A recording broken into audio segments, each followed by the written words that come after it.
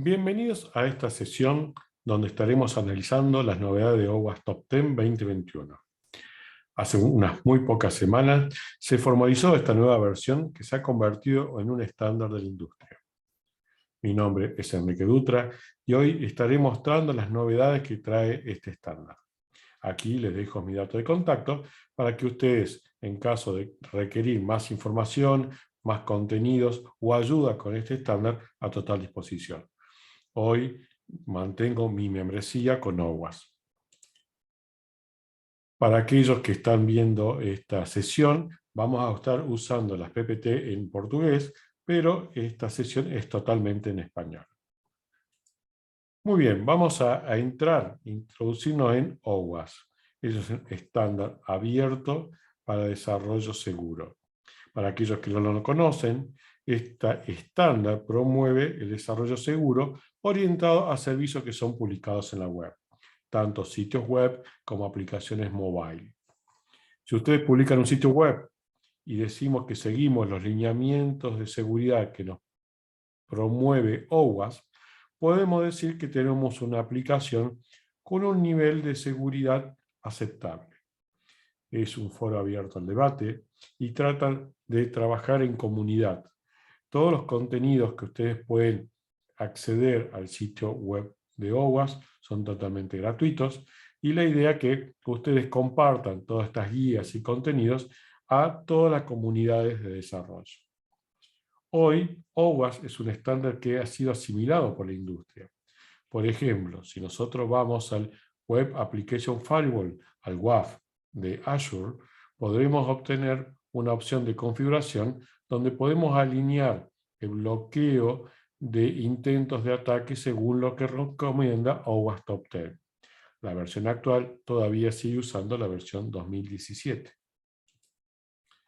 ¿Por qué deberíamos usar este estándar abierto? A ver, los problemas de desarrollo en cuestiones de seguridad se vienen dando desde hace mucho tiempo. Recordemos que OWASP Top 10 existe desde el año 2004. Pero con la pandemia, que se forzaron muchos procesos de digitalización y transformación digital, generó más problemas. Y sobre todo, que todos empezamos a estar más hiperconectados. Por eso siempre decimos que los lobos, en este caso los ciberdelincuentes, ven que hay más ovejas en el rebaño. Los desarrollos, por la necesidad de estar en el mercado, de estar en línea, carecen de niveles de seguridad y obviamente los ciberdelincuentes entienden que esto ha ocurrido. Muchas compañías en plena pandemia, si no montaban sus carritos de compras, se fundían. Por otro lado, se observa que los desarrolladores no conocen aspectos de ciberseguridad, ellos conocen de desarrollo, por lo cual estas técnicas de protección obviamente no están presentes en los desarrollos.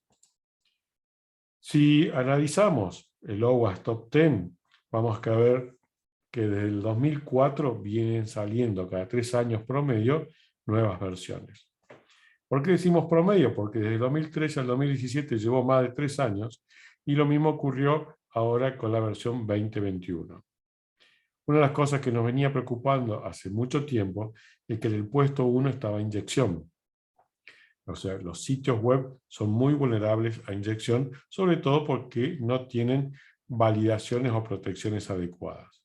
Obviamente, este tipo de inyecciones, como SQL Injection, se terminan protegiendo muchas veces con un WAF. Siempre insistimos que las protecciones tienen que ser a nivel de desarrollo y no de nivel de infraestructura. Muy bien, ¿qué es lo que observamos en la nueva versión? Luego de 4 años surge la versión 2021 y con muchos cambios, más cambios que las versiones anteriores. Por ejemplo, hay entradas que han ido escalando, a pasar a estar más arriba, otras se fusionaron, como Injection y Cross-Site Scripting, y me pareciera lógico que eso ocurriera, ya vamos a ver un ejemplo. Aparecieron 3 nuevas categorías, y 2 de las últimas categorías surgen de las encuestas. Si bien el A10 de la versión 2017 sube un nivel, era el resultado de una encuesta a las comunidades y a las compañías que se dedican a hacer desarrollo de software. Bueno, estas dos nuevas entradas que están al final son recomendadas por estas encuestas. Muy bien, pero ¿cómo OWASP hace el análisis de riesgo? ¿Cómo clasifica? ¿Por qué clasifica de esta manera OWASP el top 10? Utiliza lo que se llama el Common Weakness Enumeration, que es un sistema de categorías de debilidades y vulnerabilidades de software. Esto lo auspicia Mitre, que posee desde el año 1999 la base más grande de vulnerabilidades del mundo. Esto se basa en varios proyectos y obviamente las últimas vulnerabilidades de todas las aplicaciones las vamos a encontrar en Mitre. OWA usa esto como un ingreso de información y en esta versión no hace foco en la causa raíz, sino cómo se puede resolver el problema y cómo identificarlo y corregirlo. Muy bien, vamos a ir viendo cada una de estas entradas.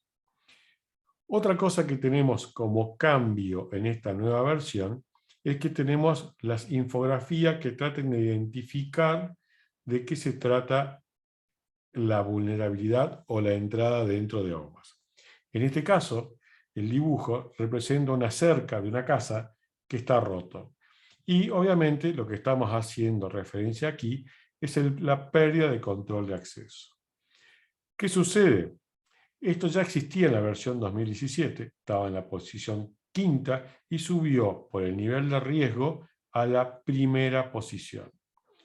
Como pueden observar, esta vulnerabilidad, podríamos llamarlo, ocurre cuando generalmente la aplicación web tiene una vulnerabilidad, por lo cual se puede acceder a información sensible. Se puede modificar, borrar los datos, sin tener una credencial de usuario con permiso que puedan llevar a cabo esta acción. Dentro de las vulnerabilidades comunes tenemos permisos mal asignados, por roles, mal configurados los métodos post, put y delete, manipulaciones de las metadatas, ausencia de verificaciones. Muchas veces cuando hay logins y aparece el ID en la URL, cambiando ese ID podemos entrar a otros perfiles sin tener el proceso correcto de validación. Hoy una cosa que nos preocupa muy fuertemente es que esta información es pública. Si entramos al sitio de Shodan.io, que es lo que vamos a hacer a continuación, vamos a observar que podemos hacer consultas, ¿sí?, a esta base de conocimiento y podemos obtener información bastante jugosa. Por ejemplo, si nosotros tenemos sitios web que están hechos en PHP y no han sido configurados adecuadamente, podemos llegar a obtener la base de PHP Info. ¿Qué es lo que nos va a mostrar el PHP Info? Toda la configuración del sitio web. Y fíjense que esta base de datos Shodan nos muestra esto como una vulnerabilidad, porque obviamente nosotros podemos tener, por ejemplo, la plataforma que está corriendo, dónde están ubicados los archivos, bien, vamos a poder obtener el IP interno y la cadena de conexión a la base de datos. Vamos a poder tener toda la información que hace a la plataforma.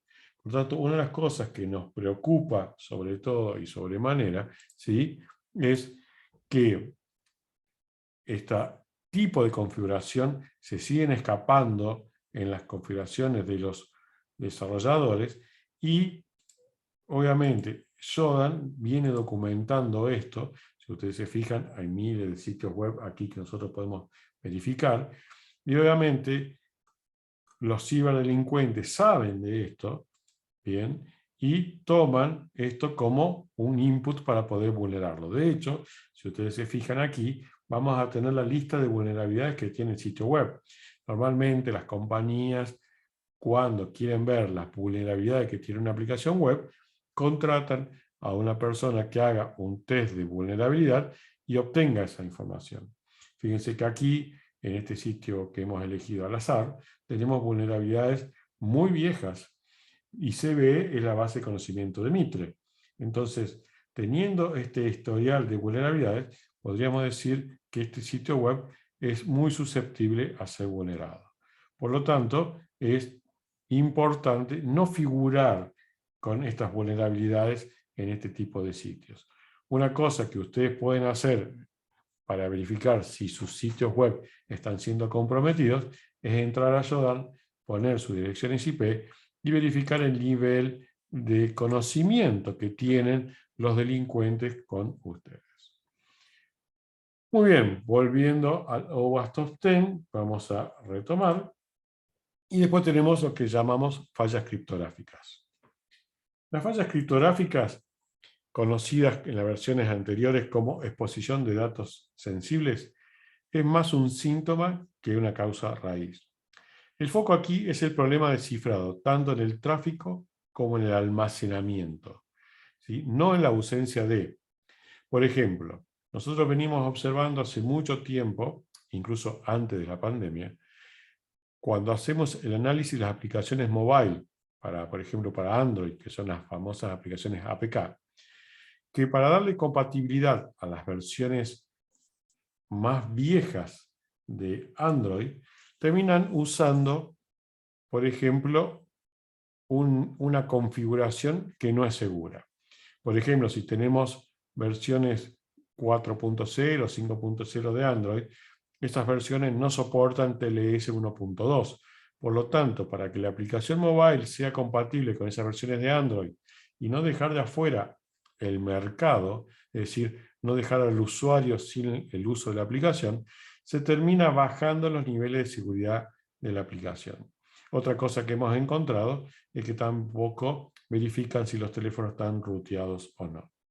Entonces, bueno, encontramos muchos fallos de seguridad que hacen que se comprometa de alguna manera la plataforma.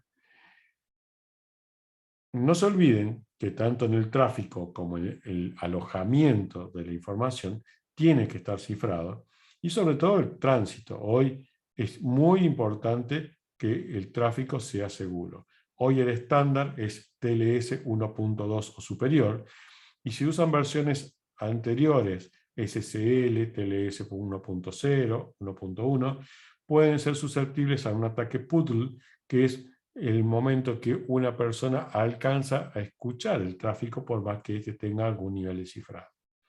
Obviamente hay regulaciones o cumplimientos, tanto PCI o GDPR, que ya exigen que el estándar sea TLS 1.2 o superior.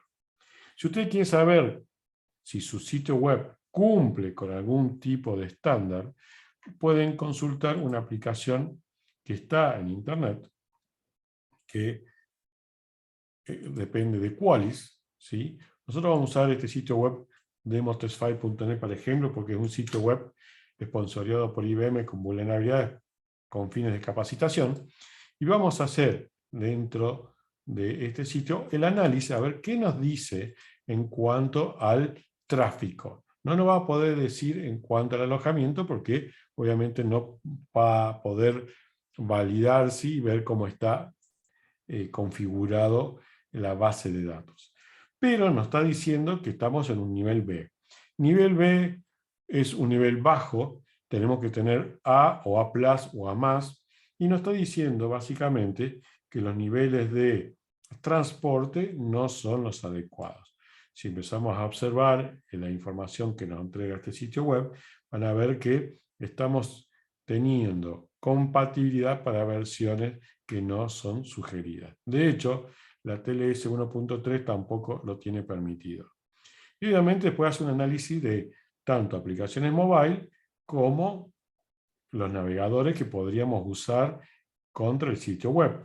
Y fíjense que las aplicaciones mobile, si tuviéramos que usar la aplicación mobile, fíjense hasta qué versión de Android estamos yendo, hasta una versión 4.0, que ya no tiene soporte, y obviamente va a estar corriendo en teléfonos muy viejitos, y si tuviera una aplicación mobile con esta versión, podría estar funcionando lo más bien.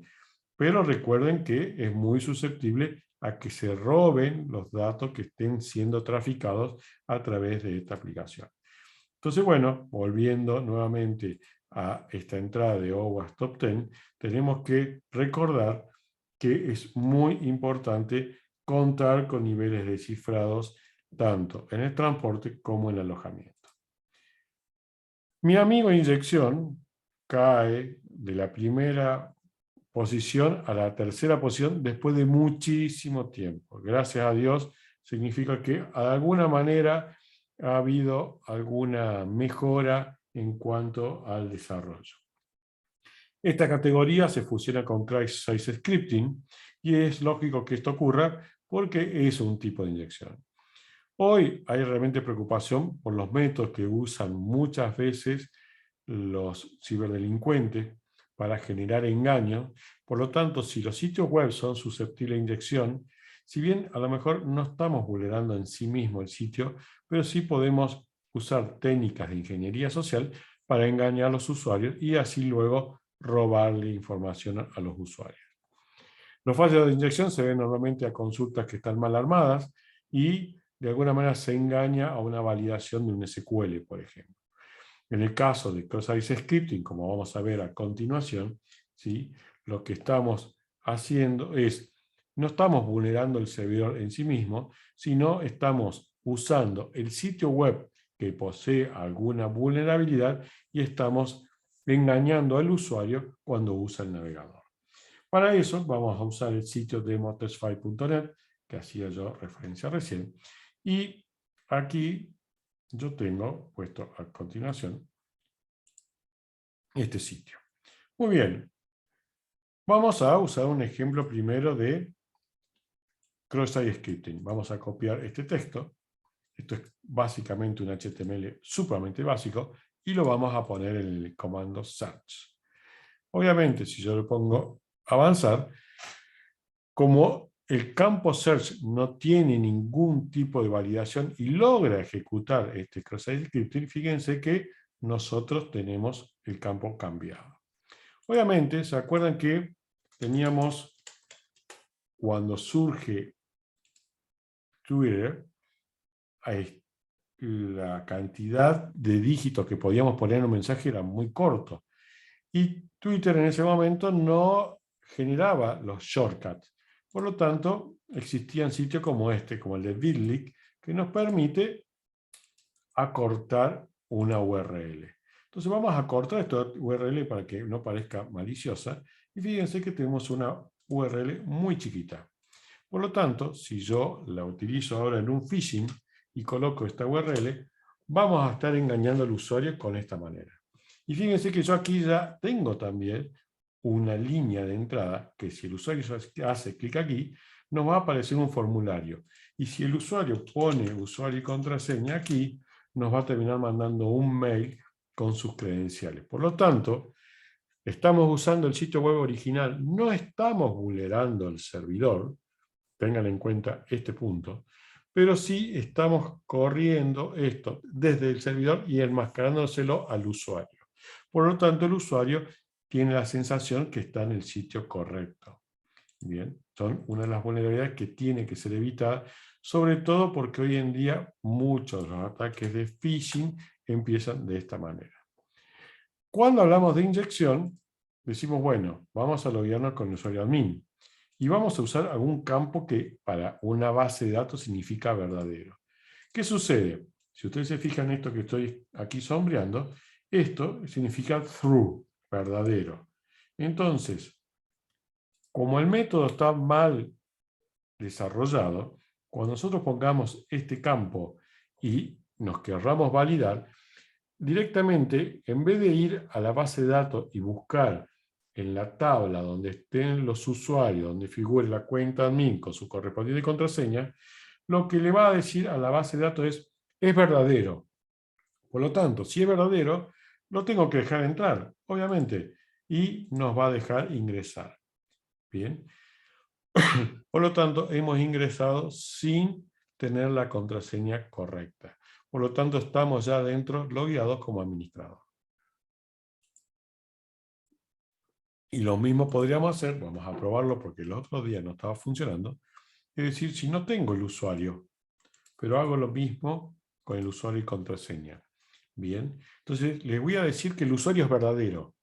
Por lo tanto, si esto funciona, me debería tomar el primer usuario que existe en la tabla de usuarios en la base de datos.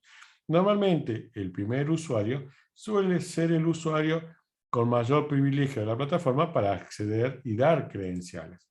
Por lo tanto, fíjense que hemos podido entrar, hemos entrado como admin, esta base de datos tiene muchos usuarios, pero hemos entrado como admin porque nos ha identificado como el primer usuario de la base de datos. ¿Esto qué significa? Que la inyección ha sido efectiva y hemos podido ingresar. Hoy ha bajado de nivel, pero nosotros en los test de vulnerabilidad seguimos encontrando muchas veces este problema. En cuarto lugar, vamos a encontrar desarrollo inseguro. Esta es una categoría totalmente nueva, no viene en las versiones anteriores, no es una amenaza propiamente dicha, y hace foco en los riesgos relacionados en el diseño de software y las fallas que pueden presentar una aplicación por no haber tenido en cuenta aspectos de seguridad. Tengan en cuenta, sobre todo los desarrolladores, que uno de los primeros módulos que se diseña es el de seguridad. Porque si nosotros empezamos con el desarrollo en sí mismo y después queremos entrar por la ventana con la parte de seguridad, vamos a terminar parchando el desarrollo para adecuar los módulos de seguridad. Hay un punto que debemos tener sumamente en cuenta, es que no es lo mismo desarrollo seguro que implementación segura. Muchas veces, cuando se implementan, o sea, la infraestructura es insegura, esto termina trayendo consecuencias al desarrollo. Uno debe analizar aspectos de desarrollo y analizar aspectos de infraestructura.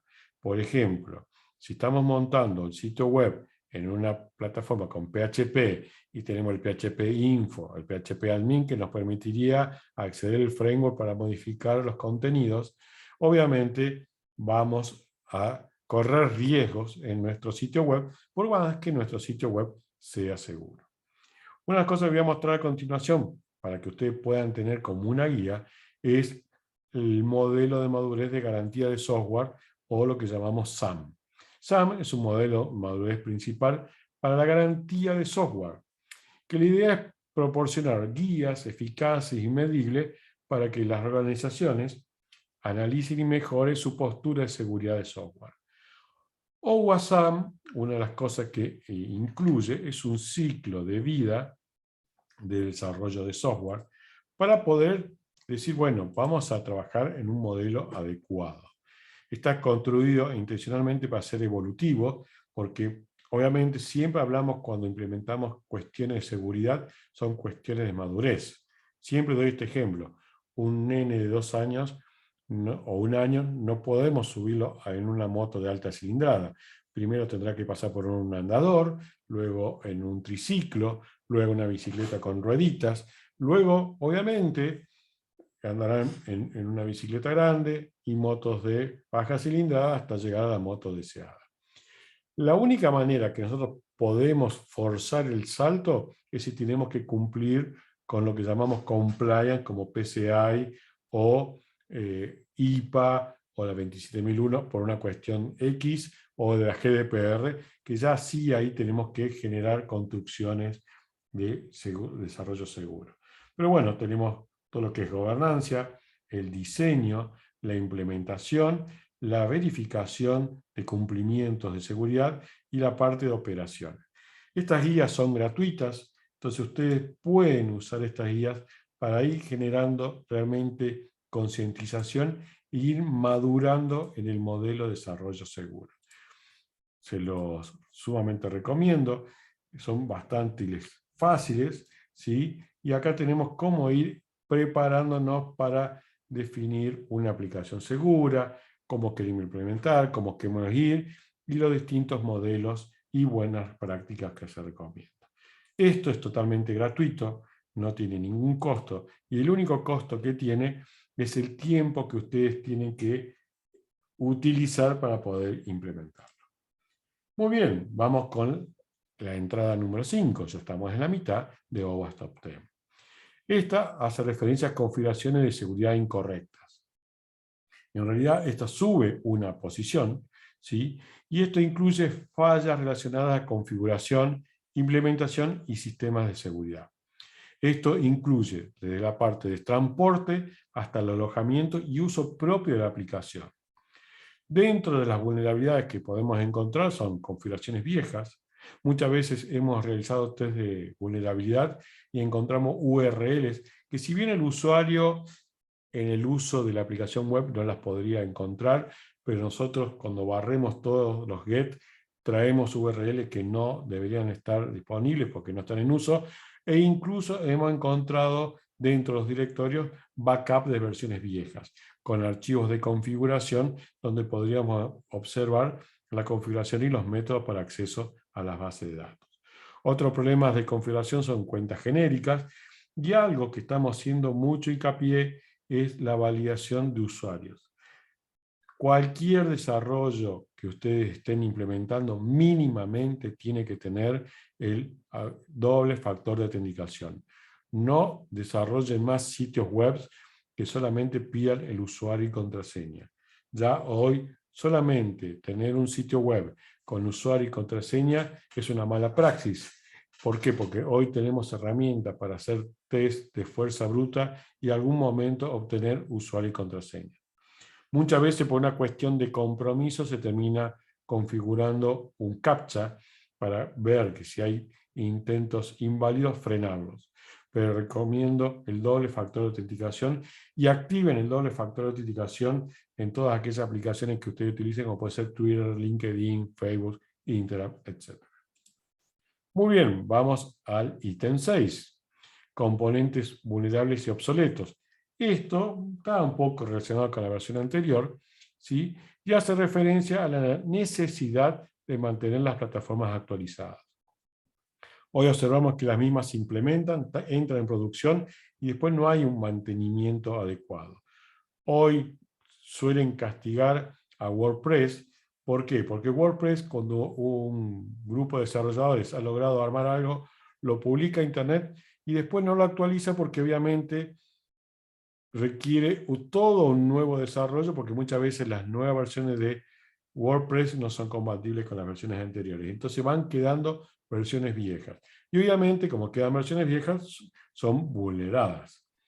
Esta categoría avanza del puesto 9, ¿sí? Del 9º lugar, y observamos que las mismas se implementan, pero lo que vemos es que no se actualizan y no se mantienen las plataformas. Fíjense que hace pocos días salió una vulnerabilidad muy importante para proteger la versión de Apache. Lo que ocurre con algunas plataformas, a diferencia de Microsoft, que no podemos parchar un solo ítem, sino que hay que bajar la nueva versión y obviamente verificar que nuestra aplicación web funcione adecuadamente. Eso tiene un costo internamente en el grupo de desarrolladores, porque obviamente tendrán que verificar si sus desarrollos funcionan con la nueva versión, pasar por QA y recién pasar a la producción. Pero bueno, hoy WordPress, Magentos son algunos de los ejemplos que encontramos con estas vulnerabilidades. En el puesto 7 encontramos a lo que son fallos de identificación y autenticación. Conocida como autenticación rota, esta categoría estaba en la segunda posición y descendió al puesto 7. Es necesario contar con mecanismos de protección de identidades. Hoy los robos de credenciales son muy frecuentes, podemos verlo muy frecuentemente en Instagram, en Facebook, como recién comentábamos en el punto anterior. Y por eso las aplicaciones deben contar con mecanismos mínimos como doble factor de autenticación que permitan identificar al usuario utilizando un token. Una de las cosas que nos resultó beneficioso de la pandemia, podemos decirlo, es que todos empezaron a usar de mayor manera o estar más dependientes del teléfono celular. Entonces hoy el teléfono celular, incluso muchas personas no tenían, es una excelente herramienta para usarlo como token, para que podamos enviarle un SMS o a través de una aplicación el código de validación del usuario. Otras vulnerabilidades muy frecuentes que observamos es, como mencioné anteriormente, una vez que estamos logueados en la plataforma y en la URL aparece el ID del usuario. El ID del usuario no debería aparecer. Nosotros la vez pasada hicimos un test de vulnerabilidad en un hospital, y lo que hacíamos era cambiar el ID. Le sumábamos un número o descendíamos un número en el ID. Y podíamos entrar a las historias clínicas de otros pacientes. Fíjense que ahí ya estamos con cuestiones muy sensibles, porque estamos entrando a datos sensibles de las personas, y normalmente los datos de salud impactan muy grande en los distintos países. La mayoría de los países de Latinoamérica tienen leyes de protección de datos personales. Aquí en la República Argentina tenemos la ley 25326 que hace referencia a este tipo de cosas. Por lo tanto, es sumamente importante que tengan validación de usuarios y no viaje el ID del usuario en las URLs. La categoría 8, ya nos estamos acercando al final, hace referencia a la falla de integridad de datos y de software. Esta es una categoría nueva y la preocupación de OSWAT es por las fallas de software, donde impactan la integridad de datos. Esto se observó mucho en la pandemia porque los procesos de digitalización se descuidaron aspectos de ciberseguridad. Un ejemplo que le mostraba yo recién es, por ejemplo, en T5, que podríamos acceder sin ningún problema. Entonces, muchas aplicaciones se han subido a Internet sin tener aspectos de inseguridad y mantener la integridad. En la versión OWASP 2017 había una entrada que se llamaba de deserialización insegura. Este punto A8 incluye este punto y se fusionan para formar el A8. El A9 y el A10 son resúmenes de encuestas. El A9 ya existía, ¿sí?, el seguimiento de lo que vendría a ser fallas y registros de seguridad o qué aspectos suceden con nuestras plataformas. Estaba en el puesto 10 y sube el lugar. Y hoy lo venimos observando cuando las empresas nos llaman para que le demos una mano porque han sido comprometidos sus servidores con un ransom. Recuerden estos códigos maliciosos que cifran la información y piden un rescate en bitcoins. Cuando hacemos el análisis forense de los servidores, observamos que han vulnerado un Internet Information Server, han vulnerado una aplicación en Apache, han vulnerado una publicación, inyectan un dropper para poder ir bajando herramientas para que de alguna manera hacer un análisis de la plataforma y luego, un día determinado, activan un troyano y esto cifra toda la información de la plataforma. Si nosotros monitoreáramos realmente toda nuestra plataforma y generáramos alerta ante ciertas situaciones, eso se podría evitar. Hoy estamos trabajando en un caso que el 3 de octubre el ciberdelincuente logró ingresar a la plataforma y el 27 de noviembre logró cifrar toda la plataforma. Prácticamente estuvo un mes y medio conviviendo con la plataforma. Y cuando analizamos los antivirus, obviamente el antivirus venía alertando que había actividad maliciosa. Obviamente el ciberdelincuente, para poder vulnerar la plataforma, terminó borrando la entrada de las registries de los servidores del antivirus con los permisos que tenía y de esa manera logró luego infectar las plataformas. Pero los logs dejan registro. Acá estoy mostrando un ejemplo de logs de seguridad de Windows donde se observa intento de fuerza bruta. Entonces una manera de estar atento a este tipo de cosas, ¿sí?, es que tengamos una herramienta que concentre eventos y nos tire alerta. Por ejemplo, podemos armar un esquema híbrido, usar agentes de Sentinel dentro de la plataforma, y Sentinel es una herramienta excelente para este tipo de cosas. Tenemos la plataforma corriendo en la nube y con distintos agentes podemos monitorear tanto lo que tenemos en la nube como lo que tenemos on-premise. Por último, algo que viene ocurriendo muchísimo es la falsificación de solicitudes desde el lado del servidor. ¿Qué significa esto? Nosotros tenemos una protección de la plataforma, tenemos un montón de herramientas, pero en algún momento hacemos llamadas a softwares o a links que están fuera de nuestro servidor. Esta es una categoría nueva y surge como una encuesta y vamos a mostrar un ejemplo de lo que ocurrió con una vulnerabilidad en el mes de agosto de una compañía que tenía una llamada a un JavaScript de terceros.